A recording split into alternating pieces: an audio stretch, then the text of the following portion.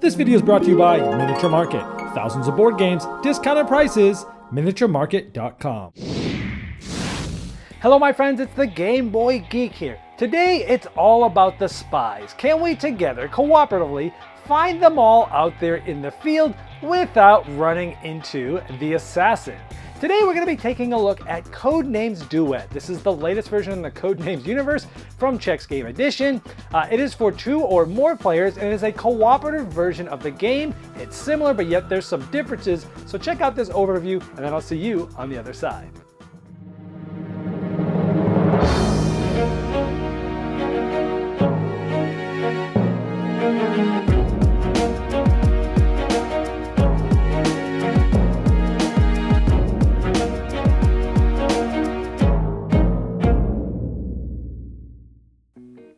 So here's some of the spies in Codenames Duet. Again, this is a cooperative game, and all of the spies have a background color of green. Unlike the normal Codenames where there were some of red and some of the blue team, you're all on the same team in this game, so all the spies are green backgrounds, and here you can see the artwork on some of them. And here is what the rest of them look like. It also does come with an assassin on its own, because this is a standalone game. You don't need the original Codenames to play it. Well, here we have the game set up. There is a 5x5 grid of words that will get put out there. The game comes with 200 of these cards, which are double-sided and have different words on each side. So there's 400 new words in this game. You can also mix these with the original Codenames. There's also some bystander tokens, which essentially is a round counter. There's 9 of those. You're trying to get all your spies placed out on the board between you and your partner. Towards the end of the game, we'll go over how that works. But each game, you're going to get a different decoder ring card. There's many of these in the game. This usually sits straight up in this so that you can look at one side and your partner can look at the other side. But for the video, I'm going to leave it down like this because it's easy for you to see. So it has a decoder ring on one side and a decoder ring on the other side that your partner is looking at. Now the object of the game is to get all these spies placed out, and you're trying to give one-word clues to get your teammate to guess the words that are in green. If so, they'll be able to put that out on there. If they guess a beige, well, it's going to be the end of the round, but it's not the end of the game. However, if your partner, by your clues, picks one of these 3 assassin spots, the assassin goes on there and the game ends. You have lost. Now, either player can start, and they're going to give a one-word clue and a number. For example, I might say sharp 2. That means my clue is sharp, it has to be one word, and I'm trying to get my partner to guess 2 of them. So they're going to look, and even though the big words are facing me, it's the same words on the other side, so they'll be sitting on the other side. And let's say they look around and they point at sword. And I look at my key here, and yes, it's green, so I would place this, and I would have it face them. That's important for some reasons I'll go over later. And let's say they look at all this, and they go, you know what, razor. They click razor, and I'm like, okay, good. Now I can't, even if those were the ones I was giving them clues for, I can't say so. Because that gives away the game. So you just cover it and you don't say anything. Then it would be the other player's turn to give you a clue. Now there is a variant where if the other player's not quite ready to give a clue yet, you can give another clue. It doesn't have to be stringent 1 and 1 after every player. So you don't have to bounce back and forth. You can give a couple of clues each side if it makes it easier for you through a variant rule. Now even though I said sharp 2 and they got them both, regardless of that, they can guess as many more times as they like. Right now it would be pretty random, they probably wouldn't do that, but later in the game, if they had missed some words from clues that I had given them, they might want to start poking around and trying to get answers right that they've missed before. However, if they decide not to do that, they're going to take one of these round markers, which is the bystander, they're going to flip it up to a check mark and place it in front of themselves. The other player would have done this. That kind of keeps track of the rounds. Then the next clue would come out. Let's say the other player gives us a clue.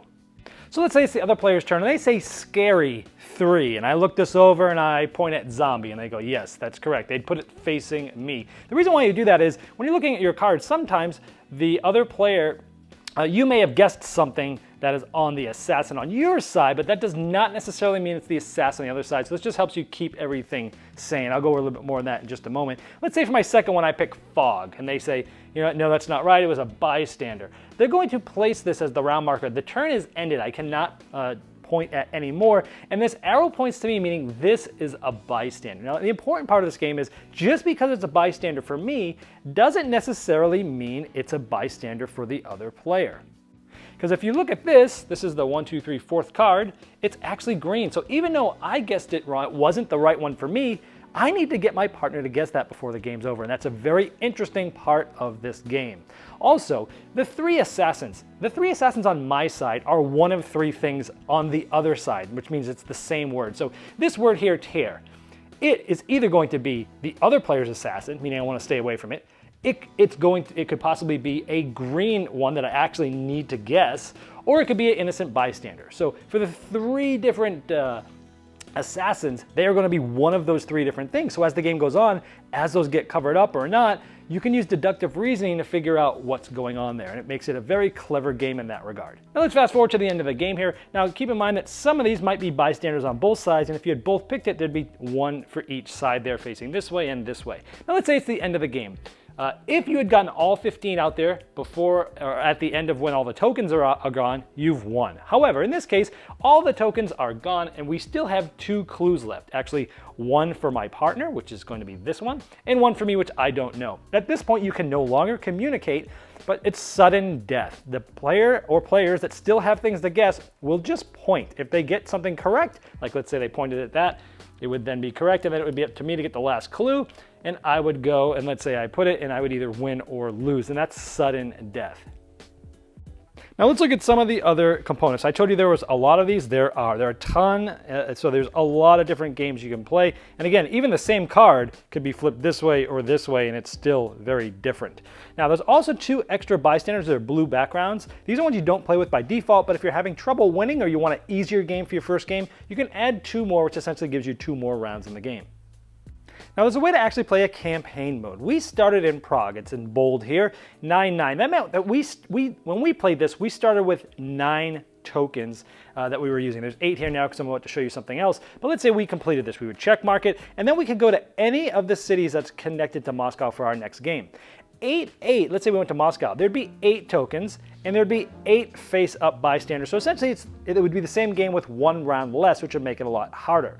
However, if we go to something like Cairo, which is 9-5, we would make sure there's 9 tokens, but only 5 of them are bystanders. This means 5 incorrect guesses you can have. So as the game goes on, if people are selecting the bystanders by accident, they're going off. But once all these are placed on the board, for every bystander you select, it actually takes 2 of these off. So it gives you basically less ways to screw up, and in this case, the same amount of total tokens, but less bad answers. So, and depending on the game, it can change how the game feels. Some of them you want to be very, conservative and be very close with your answers. Other ones you're going to need to go stretching out there depending on how the game sets up.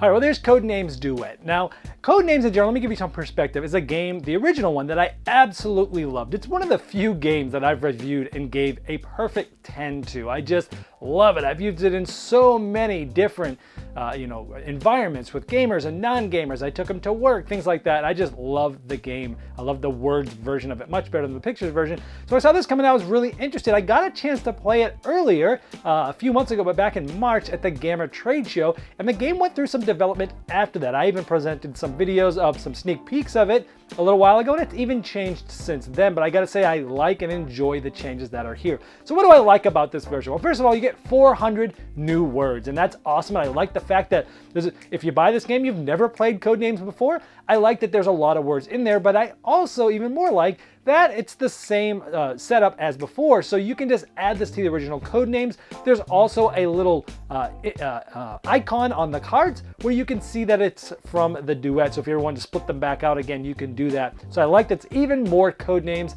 Love that aspect of it. And this is a co-op version.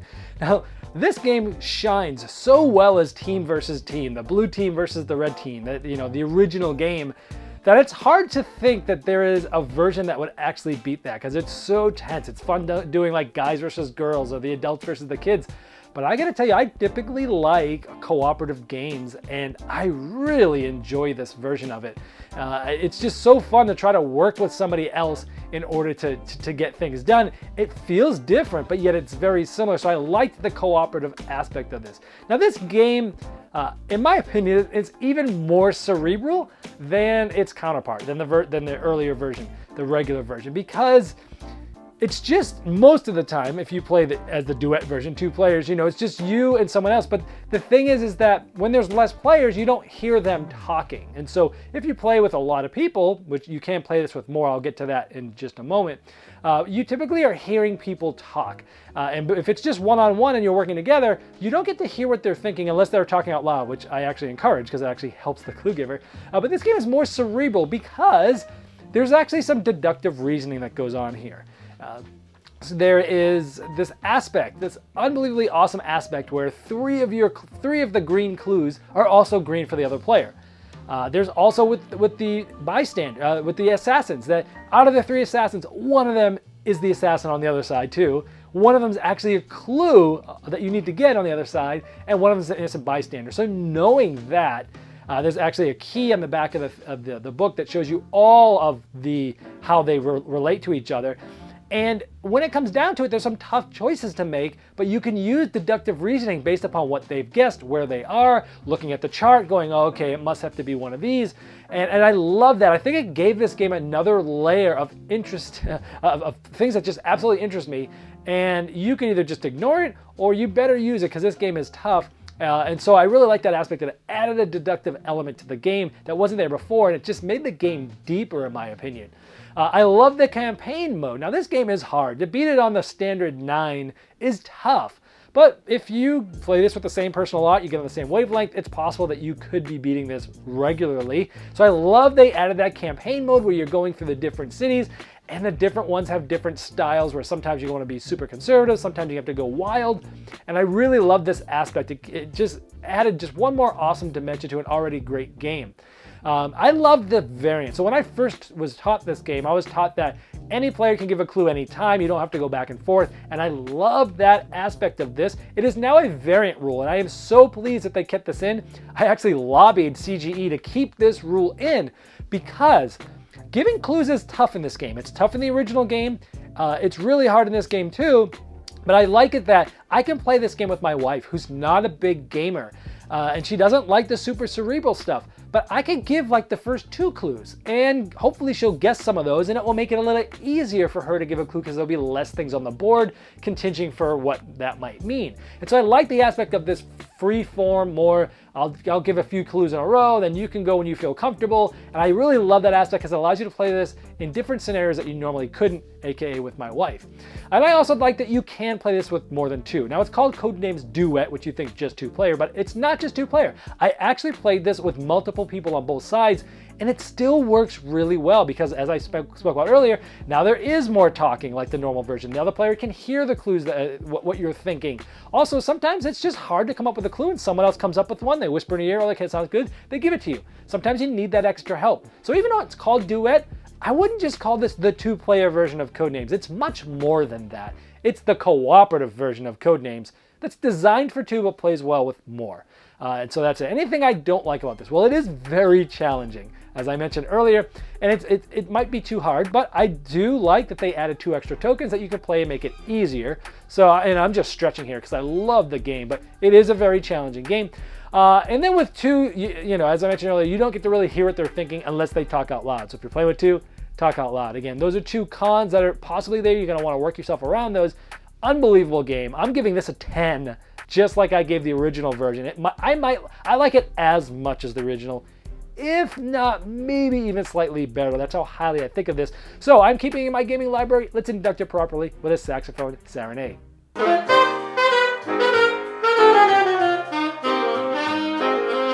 This video was sponsored by Miniature Market's Review Corner. The Review Corner features podcasts, video, and written game reviews by gamers for gamers. Miniature Market, the online gaming superstore. Thousands of board games, discounted prices. Check them out at miniaturemarket.com.